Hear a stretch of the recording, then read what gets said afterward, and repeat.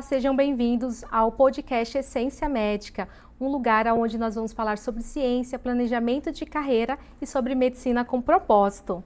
Hoje o nosso tema é Herança da Medicina, um legado familiar que virou missão na ginecologia.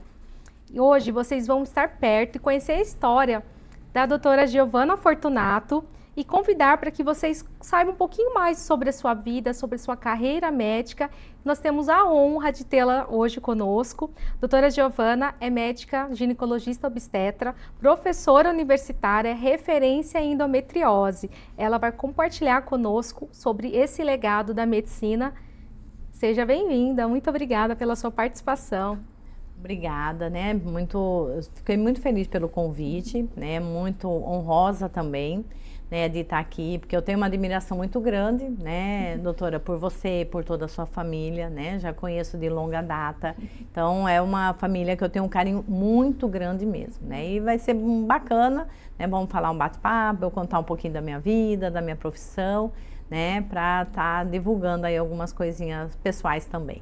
Isso. Agradeço também, uma honra tê-la conosco, né? E um carinho muito grande que minha família também tem por você. Muito obrigada. Então, nós sabemos que você vem de uma família de médicos, né? E como isso influenciou na sua escolha pela medicina? Giovana, eu sou a mais velha de 5 filhos, né? Então, minha mãe professora, meu pai professor. Quando ele completou 38 anos, ele quis fazer o vestibular para medicina, né? Então, ele foi da primeira turma da Faculdade de Medicina aqui de Mato Grosso, da UFMT, e ele cursou. 2 anos depois que ele formou, então ele formou com 44, 45, eles pegaram uma greve, a UFMT, para construir o Hospital Júlio Miller, e 2 anos depois, na sequência, eu entrei na faculdade. Então, assim, eu cresci na fase da puberdade, da adolescência e do início da fase adulta, convivendo com ele fazendo medicina, né? E quando ele decidiu pela ginecologia, eu achava aquilo um herói. Então, eu tenho uma cena assim que eu não esqueço, ele dava plantão no Hospital Geral, que era a maternidade, que hoje é o HGU, e era um almoço e na época não tinha celular, era um bip, tocava o bip, o númerozinho, ele ia no telefone fixo para retornar a ligação. E retornava a ligação e era do Hospital Geral e ele falava para minha mãe, Luzia, eu vou voltar depois porque tem uma paciente que rompeu o bolso. Então eu cresci com aquilo, rompeu o bolso, entrou em trabalho de parto. Então, e nós todos, 5 filhos nessa vida, né? Foi uma luta muito grande, porque meu pai começou a estudar nessa idade de 38, minha mãe segurava as pontas. Então, assim, eu tenho um orgulho imenso do casal. Se não fosse minha mãe, meu pai também não teria conseguido terminar o curso de medicina, esse apoio familiar, e os filhos foram crescendo, né, nesse movimento aí da medicina. Quando eu entrei na medicina, no 7º semestre, eu comecei a fazer um estágio com o Dr. Sebastião, né, Medeiros, que ele foi também um grande estimulador de fazer a obstetrícia. Era um estágio que eu fazia todo sábado. Eu fui encantando com a ginecologia antes de formar. Então, eu já fui entrando nessa área, e trabalho de parto, e plantão, e sangramento. Então, foi assim, cuidar da vida, da saúde da mulher foi uma coisa que foi me cada vez mais, né, enriquecendo, e eu admirando cada vez mais a especialidade. E aí, quando eu terminei o curso, eu não tinha nenhuma dúvida da especialidade que eu ia fazer. Aí fiz a residência em Ribeirão Preto, na USP. Fiquei 3 anos lá, voltei em 99 e aqui eu comecei a trabalhar, né? Na época eu já comecei com meu tio, Paulo, que também foi o primeiro médico da família, o primeiro ginecologista da família, né? Que ele fez fora, ele fez em Ribeirão Preto, na USP, fez residência e voltou aí trabalhando, né? E aí eu comecei a trabalhar no consultório com ele. Então, assim, a ginecologia entrou, né, na minha vida, assim, desde essas experiências de mocinha mesmo. Criança, isso, desde até criança. chegar nesse acompanhamento durante a faculdade. Tudo isso foi solidificando, né, e crescendo esse amor. Maravilha. E essa sua atuação como professora universitária, como que surgiu isso? Na foi verdade, transitado o consultório, hospital, quando eu sala de terminei aula? a residência em 99, meu tio Paulinho, que é docente, né? Meu pai era do HGU e meu tio era docente UFMT. E aí ele falou, olha, vai ter um concurso para professor substituto, né? Eu estava terminando a residência em 99, em fevereiro, vem que vai ter a prova, né? E aí eu vim, fiz a prova e comecei como professora substituta. Aí renovou o contrato. Aí eu fiz mais um ano de professora substituta. Aí teve o outro concurso dentro da UFMT mesmo, para médico técnico. Aí eu fiz o concurso e passei. Aí quando teve da docência, em 2008, aí eu fiz e entrei, né, na docência mesmo. Então, assim, na verdade, como eu vim de uma faculdade, né, que é a UFMT, a gratidão por essa faculdade e amor pelo UFMT, eu acho que assim, é uma faculdade que formou muitos médicos e hoje forma muitos médicos bons. E aí eu fui fazer a residência num grande serviço, um serviço de ponta, então era muita coisa científica, muita coisa de didática, havia aqueles professores. Foi me ajudando esse lado, né, mais acadêmico. Eu fui empolgando, né, e sempre fui muito estudiosa, sempre gostei muito de estudar. E aí eu fui me dedicando e falei, não, eu quero voltar e retribuir tudo que a gente, né, conseguiu adquirir de conhecimento para a faculdade. Então, quando eu voltei, eu era uma das mais novas no departamento, né? E aí já eram todos os meus professores que tinham sido, então era muito estranho, né? Dar um plantão, passar um plantão, e eu tinha o maior respeito por eles. Eu falei, nossa, eu não sei quase nada, eu estou passando, né, pro meu professor, a responsabilidade imensa. Então isso me deu um gás muito grande de estar ali dentro, né? De fazer passar, a diferença, de né? fazer a diferença. E eu gosto muito do SUS, adoro trabalhar no SUS, então é uma coisa que... É um amor que a gente pega, a gente não consegue... E tô lá até hoje, né? E tenho meu consultório, né? Eu trabalhei durante um tempo com meu tio, depois eu fui para a clínica Intro, depois eu fui com meu pai, e hoje nós temos o Instituto da Endometriose, que é o Instituto Eládio, né? Com alguns colegas sócios. Certo. E o mestrado e doutorado, como que foi escolher uma área para você desenvolver pesquisa? Como que surgiu isso? Aí essa da pós-graduação, Gil, eu sempre tive muita vontade, né? Como eu fui fazer 3 anos de residência, e na época eu tinha toda a amizade com os professores lá do HC, e eles já queriam que eu emendasse o R3 na pós-graduação, né? Mas aí, como tinha um concurso, né? Eu falei, não, eu vou para minha cidade de volta, eu vou fazer o concurso, e o tempinho que tiver, né? Eu vou dar um jeito e volto para fazer. Eu prometi isso para o meu professor. E na ocasião eu cheguei em Cuiabá, conheci meu ex-marido, namoramos, casamos, aí tive a Maria Júlia, né, minha filha, eu só tenho ela, hoje ela está com 24 anos, médica também, tem mais uma, né, residente de clínica médica. Então, quando eu vim, eu falei, bom, agora chegou o momento. Aí em 2013 eu falei, eu vou fazer a prova do mestrado e vou fazer o mestrado com esse professor que eu prometi. Então, eu já tinha quase 4 anos já de Cuiabá. Aí eu fiquei indo e vindo, fazendo os módulos, né? Aí no final morei lá praticamente e terminei o mestrado. Aí 10 anos depois falei, não vou ficar só no mestrado, né? Comecei a trabalhar, a agenda ficou um pouquinho tumultuada, gestante, aí você fica com aquele compromisso mesmo, você não tem como ficar saindo, várias pacientes para nascer. Aí no doutorado falei, não. Aí no doutorado, quando eu fiz a prova e passei, aí meu professor falou, não, agora é presencial, você vai ter que vir morar aqui. Aí eu fechei o consultório, foi uma decisão muito difícil e eu tinha que decidir em pouco tempo, né? Porque Maria Júlia tinha 10 anos, né? Então a levei, foi comigo, ela estudou, moramos 1 ano em Ribeirão e eu também fiz uma segunda promessa. Prometi para meu professor que eu ia terminar em 1 ano e 1 ano e meio. E aí eu foquei, dava o gás lá, era o dia inteiro naquela USP, comendo livro, comendo pesquisa, artigo. E Maju na escola. Então lá eu fechei o consultório e fui para Ribeirão sem trabalhar. Então, eu fiquei por conta, né, só do doutorado. São escolhas, né, na carreira médica. Eu também, quando eu terminei o mestrado e engatilhei com doutorado, e eu tive que ter essa dedicação também, porque foi em São Paulo, num Sírio-Libanês, eu tinha que estar lá toda semana. E eu ia todo domingo e voltava terça-feira, toda semana, por 2 anos, e os outros 2 anos eu consegui fazer, né, a parte remota.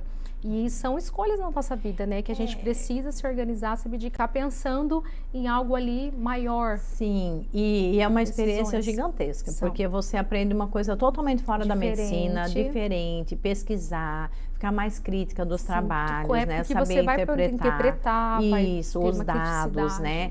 E isso, assim, enriquece muito, que você lê tanta coisa, né? Aprende estatística, eu aprendi patologia, aí eu fazia as lâminas, corava a lâmina, então coisa que eu nunca imaginei que eu fosse aprender, né? Então, a minha pesquisa foi experimental, né? Então, a gente trabalhava nas cirurgia de ratas, dentro do laboratório, então, do biotério, então era uma coisa, assim, muito diferente do meu dia a dia. Mas eu acho que a gente sempre que muda, a gente muda para melhor. Sim, né? Um aprendizado. Então, é um aprendizado, né? Na época, alguns colegas, nossa, mas você vai fechar consultório, né? Eu fiz, realmente, foi uma decisão, porque eu estava já quase 10 anos de consultório, e de repente parar tudo para estudar, né? Porque poderia terminar mesmo em um ano, como eu poderia não terminar e ficar mais tempo, né? Então foi foco mesmo, disciplina, dedicação. Vinha pouco, vinha só nas férias de julho para Cuiabá, né? Maju também foi meu porto seguro, porque ela falava, mãe, não vamos ficar triste não, vamos para ciclovia final de semana. Aí eu olhava aquela carinha, eu falei, gente, né, se ela tá aqui, tá mais forte que eu, vamos lá, né, Giovana? Por eles que a gente tá lutando, enfrentando por eles, tudo isso. Coisa linda. E como foi esse caminho para virar hoje referência em endometriose e infertilidade? Você é referência, né? Nossa musa da ginecologia. Olha, a endometriose me encantou. Era impressionante. Quando eu voltei da residência, em 99, estava no protocolo o tal do second look. Eu achava chique falar second look. Então, o que é o second look? Você operava a paciente, detectava que ela tinha endometriose, tratava e repetia a cirurgia 6 meses depois, né? Para avaliar se aqueles focos que cauterizou melhorou ou não. Então, assim, aí isso aqui foi me encantando. Vídeo, né, endoscopia, aí eu olhava e as pacientes com muita queixa, então eram as pacientes muito judiadas, né? E eu falava assim, eu tinha assim a maior paciência de escutar, de acolher. E aí eu fui cada vez mais nos congressos, ia na mesa redonda, assistia tudo da endometriose. Aí eu fui acompanhando os congressos da endometriose. Quando apareceu a oportunidade do doutorado, que inclusive foi meu colega de residência, ele foi meu grande orientador do doutorado, o Dr. Júlio Rosa, e ele falou, Giovana, eu tô com um projeto, né, de endometriose. A hora que falou, projeto de endometriose, eu falei, quero, eu não sabia nem o que era. Eu falei, eu quero, né, um plano piloto, né, eu fui a primeira doutoranda dele na época da endometriose. Aí eu falei, não, eu quero, e assim foi. Então, eu fiz a prova, passei e fui. Aí quando eu voltei, aí eu foquei, aí eu fiquei, aí nós começamos a fazer mais vídeo, mais diagnóstico, né, eu comecei nos congressos mundiais mais específicos. Então, aí eu acho que aí eu fui estudando cada vez mais, aí eu fui entrando. Aí foi aquele deu um boom da endometriose. Sim, porque sempre foi um assunto não muito abordado, depois subdiagnosticado, e muitas mulheres não tinham esse diagnóstico ali precoce, e os médicos também não tinham muito conhecimento. Sim, porque a doença, na verdade, ela já existia, né? Sim. Então, como a tecnologia dos exames de imagem, né, avançaram muito, ressonância, ultrassom com preparo, então fez-se mais diagnóstico, né? Então, não precisou mais de tanta cirurgia para diagnóstico. Sim. Hoje a cirurgia é reservada no protocolo para controle e fazer cirurgia de tratamento mesmo, né? Já de planejamento. Mas, então, assim, o diagnóstico, as pessoas começaram a falar mais, né? Tem o Março Amarelo, que é o mês internacional da endometriose. As artistas que são portadoras da doença começaram a divulgar mais, né, na rede social. Então as pessoas ficaram, as mãezinhas das adolescentes, né? Porque o que era se tratava? Menstruava, a cólica é normal, casa que passa. Engravida que passa, né? Então ficou muito normalizando o que não era normal. Então, aí quando esse boom aí da divulgação nos ajudou muito, né? Sim. E aí eu fui cada vez mais recrutando, vendo, e quando eu voltei em 2015, eu conversei com o chefe do departamento, e aí a pupila hoje do meu dia a dia lá no Júlio Miller é esse ambulatório da endometriose e massas pélvicas. Quando eu cheguei, que eu falei com o chefe, falou, olha, eu vim de um ambulatório, lá tinha um ambulatório, tudo funcionava, e o que você acha da gente fazer o protocolo deles, o plano piloto deles de ambulatório na nossa realidade, vamos adaptar aqui. Né? Na época a gente não tinha essa ultrassom com preparo pelo SUS, hoje o nosso serviço já tem. A ressonância nós não temos, mas nós conseguimos, né? Via central, via SUS. Então dá para já ter, melhorou muito as medicações, nós conseguimos oferecer para os pacientes. Então assim, nós somos no trabalhinho formiguinha e hoje a gente tem uma referência dentro do Hospital Júlio Miller, nosso ambulatório.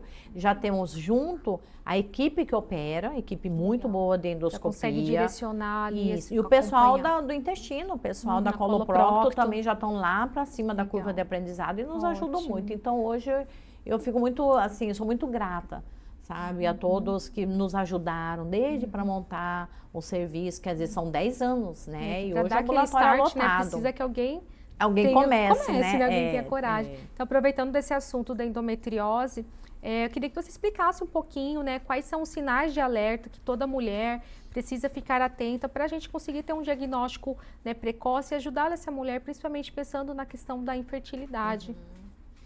A endometriose, assim, de início vamos conceituar, o que seria, né? A presença da célula que era para estar dentro do útero, que é o endométrio, fora da cavidade do útero, né? Implantada. Então, ela pode ficar no intestino, na bexiga, né, na alça do delgado, ela pode ficar no apêndice, ela pode ter o implante no ovário, né, na trompa. E todos são esses fatores, dependendo da localização dos implantes, é que nós vamos ter os sintomas associados, né? Então, pode ter sintomas urinários, sangramento no xixi, né? Pode ter sangramento de intestino, constipação, pode ter intercalar com diarreia, dor pélvica que é importante, cólica, né? Nas adolescentes a gente tem que ficar muito atenta na cólica que não é típica, nem sempre as adolescentes elas vão ter cólica durante o período menstrual. Às vezes ela tem cólica da ovulação e cólica fora do período, né? Então, nós como ginecologista ou clínico também alerta, né? tem que estar mais alerta a esse questionamento quando questionar sobre o ciclo menstrual. Né? Em relação à infertilidade, isso nos preocupa muito, porque é uma doença progressiva, né? Então é uma doença que às vezes ela demora de 2 a 8 anos para começar a fazer o diagnóstico. E essa paciente já com vida, né, reprodutiva lá na frente um pouco prejudicada. Né? A trompa pode estar obstruída, o ovário já não funciona tão bem para ovular adequadamente. Esse endométrio, nem sempre ele vai ser um endométrio bom para implantar o embrião, pode cursar com abortamento. Ele é uma inflamação local da cavidade uterina. Né? Então, assim, os sintomas mais importantes são sintomas urinários, sintomas intestinais, cólica é importante durante o ciclo menstrual, dor durante a atividade sexual, dor para penetrar, dor durante a movimentação profunda, dor pós-relação sexual. Né? Então, assim, alguns quesitos que a gente investiga isso já na anamnese, durante a entrevista com a paciente. Como você falou agora há pouco, sobre a questão do diagnóstico, como mudou, né? Da época quando você iniciou para agora, que a gente está conseguindo fazer muito mais diagnósticos, porque as tecnologias estão ajudando mais. Sim, hoje lá atrás a gente não conseguia fazer com ultrassom, né? O ultrassom é ultrassom normal, transvaginal. Hoje já tem ultrassom com preparo, né? Com pessoas capacitadas e qualificadas para fazer essa varredura da pelve e da cavidade abdominal inteira. Né, e consegue detectar. E nem tudo que detectar mais é cirúrgico. A tendência hoje é cada vez mais conservador. E você pode já fazer a prevenção, até um tratamento empírico. O paciente que vem com muita dor, você pode fazer desde o início uma prescrição de um anticoncepcional contínuo, né, para bloqueio da menstruação. E nisso você vai estar ajudando a paciente, né, tratando o sintoma, né, e provavelmente não deixando a doença progredir, porque você vai fazendo avaliação anual. Já existem, assim, novas terapias, avanços esperados para um futuro aí do tratamento da endometriose? Tem bastante coisa legal, Gil, porque hoje não é só o tratamento hormonal, né? Então, igual eu falo para os meus alunos lá, né? O tratamento da endometriose é igual um banquinho com 3 pés, né? Então, é o medicamentoso, mudança de estilo de vida, isso é fundamental para qualquer tipo de doença, né? Para a gente poder conseguir viver mais a longevidade. Então, atividade física e uma alimentação saudável. Né? Então, tem o tratamento não hormonal, o tratamento hormonal, né? Vai desde pílula, de hormonal, injetável, anel vaginal, adesivo e também os não hormonais. Né, que também nos ajudam muito, anti-inflamatório, tudo. E hoje já tem medicação mais recente, que eles vão lá no receptor, né, que são os análogos e antagonistas do GNRH lá, do bloqueio, e diminui a produção. E a tendência hoje é tentar diminuir os implantes, né? Porque a pílula, quando você faz o bloqueio da menstruação não menstruar, você vai tirá-la do sintoma doloroso, mas você não vai reduzir o tamanho dos implantes que estão lá na pelve. Né? Mas os sintomas, né, o sintoma e devolver qualidade de vida. Isso. Maravilha. Agora falar um pouquinho sobre a saúde da mulher envolvendo o Outubro Rosa. Nós estamos finalizando o mês de outubro, que é o mês de conscientização do câncer de mama, mas lembrar que a saúde da mulher vai muito além disso, né? E na sua visão, quais que são esses gaps que a gente ainda encontra dentro do cuidado da saúde da mulher? O que a gente poderia melhorar nessa assistência? Não tanto só no sistema público, mas no sistema privado de saúde. O Outubro Rosa é um outubro muito feliz. Né, assim, porque você já é um evento internacionalmente conhecido, né, isso foi lá das décadas de 90 nos Estados Unidos e no Brasil foi em torno de 2000 e 2008 é que emplacou mesmo. Então, assim, é mexido e as pacientes lembram, né, com uma disso data aí. que elas, marcou. né, Então, outubro rosa, não, eu tenho que examinar. Se eu não fiz o exame ainda preventivo anual, no outubro rosa eu tenho que fazer, né? E são várias entidades que têm essa manifestação, né? É mamografia que consegue fazer gratuitamente, eles fazem evento, ultrassonografia, fazem mutirão, né? E isso é importante, trazem é prevenção. essa prevenção, a esse prevenção, resgate, né, da isso. conscientização. E hoje nós temos o quê? O tratamento oncológico hoje evoluiu também muito, graças a Deus, graças a né? Então, assim, se você tem um diagnóstico inicial, um diagnóstico precoce e o tratamento adequado, você tem a cura da doença, né? Então, é uma doença que a gente tem realmente cura, taxa de cura elevada, desde que seja o diagnóstico precoce. E para ter o diagnóstico precoce, a gente tem que fazer a prevenção. Né? E hoje o Ministério mudou muito também, tá? E bastante trabalho do INCA, né? Quando fazer uma mamografia, quando fazer uma ultrassonografia. A gente tem uma ginecologia mais preventiva, né?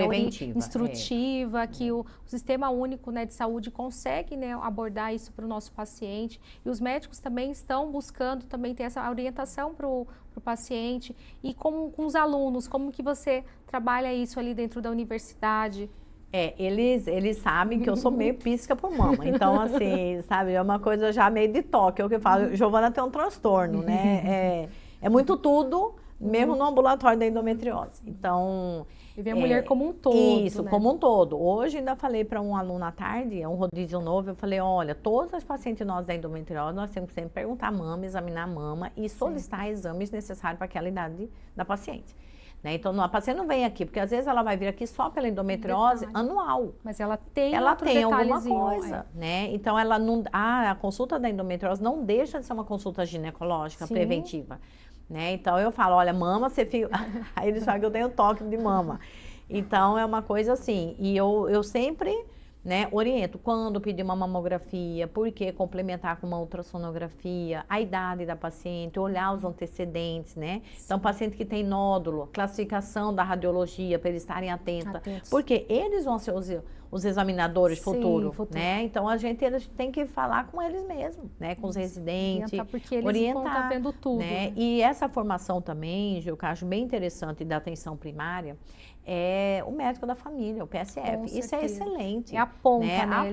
Eles estão lá. Então, é lá que é a prevenção, né? Porque nós estamos no hospital terciário, então, para nós, vai chegar... referenciado para uma especialidade. Vai chegar algo que lá não conseguiu resolver. Então, se tem médico preparado lá, muito bem preparado, de fazer pesquisa, fazer investigação, fazer diagnóstico, nós vamos ter uma população saudável. Sim, a gente né? consegue ter um diagnóstico mais precoce. Isso, e com prevenção. Tratar e ter um bom resultado, sucesso no tratamento. Maravilha. E olhando assim para trás, que conselho você daria para o estudante de medicina que pensa em fazer ginecologia obstetrícia, para os residentes de ginecologia, como eles poderiam se organizar dentro do planejamento da sua carreira? Qual seria esse passo a passo para ser ginecologista? Eu acho que assim, você está falando com uma pessoa bem apaixonada pelo que faz, né? Por isso você está aqui. Eu falo para eles assim, e é interessante, porque como nós acompanhamos o internato, né? Quinto e sexto ano. E eu tenho algumas aulas com a unidade curricular do sexto semestre, sétimo semestre. E eu, assim, realmente, no quinto e no sexto, quando eu dou aula teórica, eu pergunto para eles, no final da aula, quem daqui quer fazer GO, gineco? Aí é pouquinha mão. Eu falei, mas como? Eu dei uma aula tão bacana, tão legal, não consegui convencer ninguém, né? Mas, assim, o que eu diria hoje? É uma especialidade maravilhosa. Ela é completa, né? Você pega a pacientezinha desde o início do desenvolvimento de mama, pelinho, primeira menstruação. Ela cresce na puberdade, assim, a gente fica até emotiva de falar, ela engravida.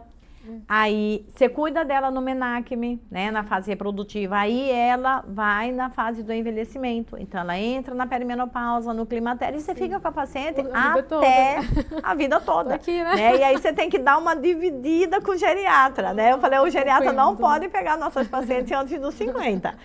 Né, assim, um paciente brincadeira, claro. Uma paciente para a vida toda. É uma especialidade super dinâmica, né? Eu falo assim, a secretária tem uma primeira consulta, eu não sei o que é. Pode ser uma endometriose, pode ser um pré-natal, pode ser um corrimento, pode ser um sangramento uterino normal, um mioma. Então, assim, é dinâmico. E eu sempre falo para os meninos, é uma especialidade que você consegue resolver a grande maioria das vezes. né? O desfecho ruim vai ser um câncer, mas isso aí também não é tão comum, não é tão incidente. Sim. Então, é sempre alegria, o parto, né? Você Trazer a fazer vida, um parto é coisa linda. maravilhosa. Isso aí eu falo, é uma fisiologia que a gente tem que agradecer a cada dia de estar nessa. Eu não fiz GO, mas dentro da minha formação eu quis fazer um estágio voluntário para fazer parto, porque eu achava a coisa mais linda, né? Trazer uma vida ali, mesmo que eu não fosse seguir, mas eu queria ter essa prática e ganhar essa confiança, porque é uma especialidade maravilhosa. E é gostoso, eles gostam, muito bom. né? Aí alguns falam assim, eu gosto do G, mas não gosto do O. Eu gosto do O, mas não gosto do G. Não tem como, você vai fazer os dois. Com um tempinho, você pode. Sim. E é uma especialidade, a ginecologia obstetrícia, que ela tem, né, vários caminhos também. Você pode fazer depois só ginecologia, pode fazer mama, pode fazer reprodução, né, infertilidade, pode fazer só obstetrícia de alto risco, pode fazer só a parte associada também com ultrassom, né? Com ultrassom, medicina fetal, né? Então, assim, é uma área rica e ela é dinâmica. Hoje a paciente vem lá com anticoncepção, de repente ela engravida, aí ela já está lá no pré-natal, né? Então, você vai acompanhando, são inúmeras fases. Eu tive um fato tão interessante que você vai fazendo, você vai emocionando, porque cada parto é um parto, você tem um envolvimento com aquela paciente, não tem como, é um acolhimento e envolvimento muito grande, né? Acaba sendo um divã, porque acaba sendo uma consulta que mulher conta e a gente quer contar, e assim... E quando você vai identificando, né? Por exemplo, agora que eu já estou no climatério, então você já vai identificando, você já vai sentindo o que a paciente está sentindo. A dor do nosso paciente. E você tem empatia. Você tem mais né? acolhimento. Então, uma coisa, acolhimento. Você fala, nossa, eu estou passando. E a hora que ela entende que você também é igual a ela, aí tá tudo certo. Né? Porque nós estamos do outro lado da cadeirinha, não somos melhor que nada. Nós somos iguaizinha a qualquer tipo de mulher. Mesma situação, mesmo trauma, mesmo desafio de vida. Né? É toda uma história ali, né? As histórias vão se repetindo, né? Com figuras diferentes, um contexto diferente, mudam, né? personagens diferentes. Isso. Então, assim, eu falo para eles, é uma especialidade realmente rica, né? E agora, exige disponibilidade, isso sim, comprometimento, sim, não tenha dúvida. Né? Ah, não tem hora? Tem hora, né? Ué, se chegar, se eu estar num casamento, você está numa festa, toca o celular, você tem que ir, você vai, mas você vai feliz, porque você gosta do que você faz. Sim. Quando você tem amor pelo que você faz, nunca vai ser sacrifício. Você pode estar cansado, mas você chega à noite, você fala, missão cumprida. Você fez atendi, consegui resolver algumas coisas, e o que você não resolveu, você vai estudar, você vai discutir com o colega, você vai aprender, né? Eu acho que o segredo hoje da medicina é amor e humildade. Amor, Quando você tem amor e humildade, você não é Deus, você não é o rei, você não sabe tudo, e é isso aí. Acho que isso aí você consegue diluir, falar isso para o paciente também, tirar, né? esse peso, né? Tirar esse peso, você consegue médico, ser, né? Você consegue ser mais leve, né? Às vezes eu brinco lá com os alunos, olha, se eu não souber, eu peço ajuda aos universitários. Eu falei, eles são mais sabidos da tecnologia. E a gente tem a tecnologia hoje também para nos orientar, nos ajudar. Então, assim, é apaixonante, é uma especialidade que a gente traz muito resultado, né? E a obstetrícia, para tirar uma vida de outra vida, para mim, isso é essencial. Eu falo assim, é uma coisa que não tem nem como explicar. Só quem passa, quem faz, né? A hora que você pega o nenenzinho, aí o nenenzinho vai crescendo. Eu já estou na primeira paciente que eu já fiz o parto, então eu falei, nossa senhora, né? Já estou na segunda geração, já sou vó, daqui a pouco eu vou ser bisavó, né? Então isso faz parte, né? É uma gratidão muito grande que a gente tem, um comprometimento, né? Então, e você lidar também com as duas realidades, eu acho que isso aí deixa a gente mais completa. Sim. O SUS e o privado, né? Você saber que aquela paciente do SUS, você tem que se doar mais porque ela tem menos recursos. Aquele mesmo acesso que um paciente particular. E aí a particular, você sabe que você pedir um exame, ela vai conseguir fazer amanhã ou hoje, né? E aquela do SUS, então você vai ter que raciocinar mais clinicamente. O que você pode fazer para ajudá-la dentro da realidade. Isso, dentro da realidade, do contexto, né, pessoal lá. Então, uma vez eu tive uma fala de uma paciente minha, ela chegou, eu fiz o parto, eu fui dar alta, ela olhou assim para mim, minha paciente antiga de quase 12 anos, né? E ela olhou para mim e falou, Giovana, você sabe a importância que você tem na vida da gente? Aí eu olhei a carinha, o olho dela já foi enchendo de lágrimas, eu já sou meio chorona, eu falei, mas o que será que ela vai falar para mim, né? Ela falou, você sabe a importância? Aí eu falei, como assim? Ela falou assim, você é a primeira a pegar o serzinho no mundo, você é a primeira a pegar. E realmente, aí essa hora que você, por mais que você emocione ali, mas a hora que você vê e fala, realmente eu acho que eu sou importante em algum momento. Porque aí você pega, aí você vai dar para o pediatra, aí você vai dar para a mãezinha. Depois que o pediatra pega. Né? Então, assim, e com o tempo, com a maturidade, você vai fazendo com mais gosto. Né? Mais, você vai fazendo mais amor, mais amor, entendendo mais o propósito, gosto, entendendo o propósito, ali. Né? Você vai vivenciando aquele dia a dia daquela paciente. Cada paciente é única, não são iguais, cada paciente tem seu jeitinho, história, tem sua história. E então, a gente precisa entender, né, esse momento da nossa paciente. E eu falo, igual eu falo para minha filha, né? Minha filha não quis fazer ginecologia, ela não é muito da parte cirúrgica. Eu falei, minha filha, você tem que amar o que você faz. Então, não precisa, né? não é porque seu avô, seu tio, seu primo, que é o Flávio também é gineco, os 2 primos são casados com minhas primas, são gineco. Então, não é só tia pediatra, não é por isso, né? Você vai fazer o que você gosta. A medicina é maravilhosa. Então, você tem que acordar. Toda a área, né, da medicina, eu falo. Tudo é lindo. Tudo é lindo, né? Eu também sou suspeita. A medicina toda é linda. Acho que não tem uma área. E se acordar e dormir fazendo o que gosta, você gosta, não tem preço. Não tem preço. Seguir o seu propósito mesmo, que Deus colocou a gente aqui na Terra, né? Para poder cuidar. E é um privilégio muito pessoas, grande. Eu falo, é um privilégio você conseguir estudar, fazer uma medicina, servir ao outro, né? E fazer isso com coração, com amor. É um privilégio muito grande. É agradecer a cada dia mesmo. Nós somos privilegiados, né? E como você consegue equilibrar a sua vida profissional, né? Com clínica, atendendo, fazendo pesquisa, consultório, faculdade, viajando com a filha para visitar a Maju? Como é organizar? É um pouquinho mais difícil. É mais difícil, né? É mais difícil, mas a gente dá conta. É um corre mesmo, né? É um corre, é uma renúncia de estar, às vezes, nos eventos. Não dá para fazer tudo ao mesmo tempo. Né? Mas, assim, eu acho que na minha avaliação hoje, aos 55 anos, eu acho que eu lido muito bem com isso.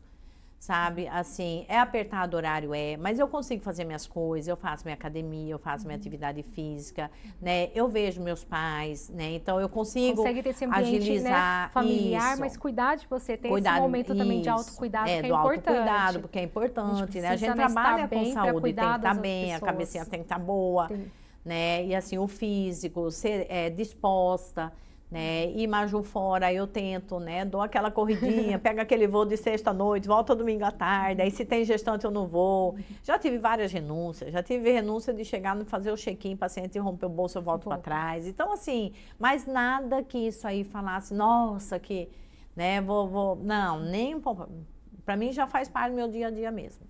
Né? É final de semana, passo visita. Se eu tô para Chapada, se tem alguma coisa, volto. Se eu tô no Manso, volto. Né? Celular 24 horas, né? Então, assim, o que eu posso, né? Tento fazer no meu limite. Às vezes não dá para responder tudo naquele momento. Dentro do que você pode. No que eu posso. Porque às vezes a gente quer extrapolar ali, às vezes, para poder ajudar e não consegue. Entender não que é consegue. normal. Isso. Normal e tá tudo bem. Aí dá tempo de ir no salão, fazer o cabelo, né? Pintar os cabelinhos. E aí a gente vai se organizando. Vai se organizando. Né? Ir pro mercado, fazer mercado, cuidar de casa. Ter nossa rotina, né? E agora eu tenho o pet, ainda cuido do pet, que era da Maju e ficou comigo, o Jupe. Então tá tudo certo. Maravilha. E quais hoje são os seus novos projetos? 2026 chegando, já tem algo novo vindo por aí? Como é que tá organizando 2026? Já é uma coisa assim que eu sempre quis fazer, né? Tô com um pezinho ali, né? Que eu gostaria muito de fazer meu pós-doutorado, que é fora, mas eu tenho que organizar, né? Então é algo que eu já tô pleiteando aí, né? Seja para metade do ano que vem ou para 2027, né? Ficar de 6 a 8 meses fora do Brasil, que é uma coisa assim que eu já queria, eu já estava só esperando organizar a vida da Maju. E para eu poder, né, abrir mão agora para poder dedicar. Então, esse é um dos projetos. Né? Outro, investir nesse foco realmente da endometriose, né? Participar de atualização, tudo. Né? Gostaria muito de aprender música. Eu falei que agora esse é uma coisa mais fora, né? Mais pessoal. Ainda vou escolher um instrumento para eu ver o que eu gosto de fazer. É uma coisa que eu já quero. Isso, quero dedicar. Né? E a atividade física não dá para parar, não tem jeito, academia, luta, ver o que dá para fazer, né? E agora que meus pais estão com mais idade, eu quero também ter um tempinho mais, eu falei que ano que vem vou me organizar, pelo menos um períodozinho de folga, que eu não tenho hoje, né? Atualmente eu estou atendendo até alguns sábados pela manhã, mas esse é a prioridade para mim ano que vem, pelo menos um período para ficar mais tempo com eles. Cuidar da família. Cuidar da família. Que lindo. Então, nós estamos chegando ao nosso encerramento do nosso podcast. Doutora Giovana, foi um prazer tê-la conosco, compartilhar sua história, seus sonhos, projetos, seu compromisso com a saúde da mulher, né, com a endometriose. Agradeço de coração por você estar aqui conosco. Quero agradecer também quem está acompanhando nas redes sociais. Sigam o Instagram da doutora Giovana Fortunato. Sigam também a mentoria Essência Médica e o nosso canal no YouTube, no podcast Essência Médica. Espero que vocês tenham gostado. Compartilhem o link desse episódio. E lembrando que a saúde da mulher, ela merece atenção todos os dias. E eu vou deixar agora um finalzinho para você se despedir. Muito obrigada. Quero agradecer de coração, né? Porque assim, por mais que eu seja um pouquinho expansiva, mas eu sou bem reservada da parte pessoal, assim, né? E aqui eu tô de coração aberto, né? De falar da minha história, das minhas coisas, do meu projeto, né?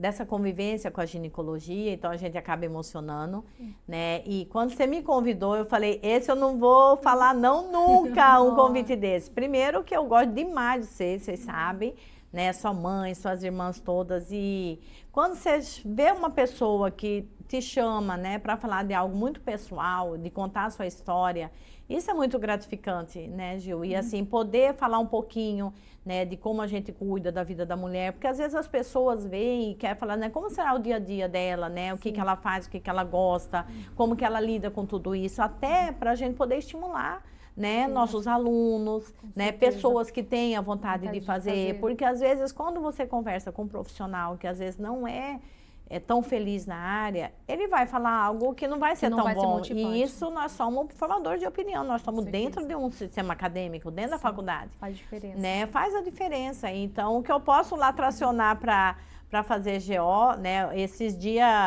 Semana passada eu atendi uma paciente que está fazendo internato em Mutum, Nova Mutum. Bonitinho, a graça, a mocinha nova, jovem. E ela falou, meu sonho é fazer ginecologia. E a história mais linda é que a mãe faz medicina junto com ela, está um ano para trás dela. Né? E a mãe falou, acho que lá em casa vai ser todo mundo ginecologia. Olha, eu fiquei tão feliz, eu falei, olha, eu já ganhei meu dia. Eu falei, se precisar, você pode ir lá falar comigo, pode me seguir, a hora que der cirurgia, que você puder. Não, então eu acho que, assim, se a gente conseguir contribuir, né, com todo esse privilégio que a gente vive, que a gente tem, que a gente adquiriu, nós já vamos estar colaborando com muita coisa, né, para nossas pacientes. Obrigada, que lindo, gente. Então, eu agradeço mais uma vez para o nosso podcast e compartilhem se isso fez sentido para vocês, se falar sobre a saúde da mulher vai poder ajudar algum familiar, sua mãe, sua prima, alguém que você ama. Envie para eles esse podcast, tenho certeza que foi muito especial para a gente aqui, tenho certeza que vai agradar a todo mundo. Obrigada e fiquem com Deus, até o próximo episódio.